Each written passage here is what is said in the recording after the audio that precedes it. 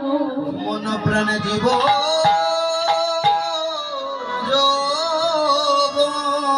আমি চিরকাল জনমের মতো ওই শরণে অর্পণ করেছি নাগরী।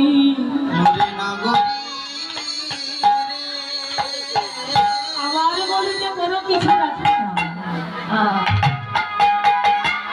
অপরে নাগরীকে বলে নাগরী গৌর গোবিন্দের রূপ লীলা মাধুর্য দর্শন করবার ভাগ্য কোনদিন তো আমাদের হবে না।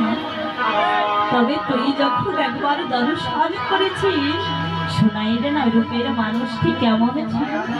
বললেন নাগরী আমি দর্শন করলাম। বললেন দামিনী দাম দমন রুচি দর্শনে দমন রুচি দর্শনে ওই না দূরে গিয়ে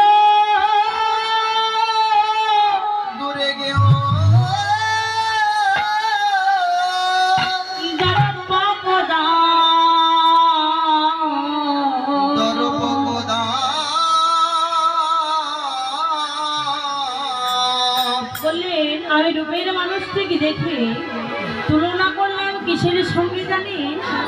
দামিনী দাম দমন রুচি দর্শনে দূরে গেও দরপকদা।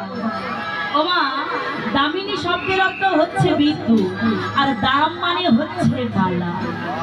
ওই রূপের মানুষটিকে দর্শন করে আমি তুলনা করলাম বিদ্যুতের যে বিদ্যুৎ মালা অর্থাৎ মেঘাচ্ছন্ন আকাশে দেখা যায়। জানিস না বলি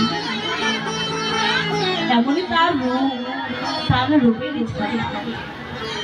দূরে গেও দরপকদা। দরপক মানে হচ্ছে মা মদন। এই মদনের খুব অহংকার ছিল বাবা। কিসের অহংকার?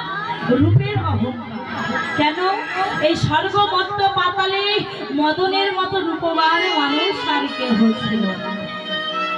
কিন্তু যেই মাত্র আমার গৌর হরি রূপখানি দর্শন করল মদনের অহংকার ছিল জনমের মতো দূরে চলে যায়।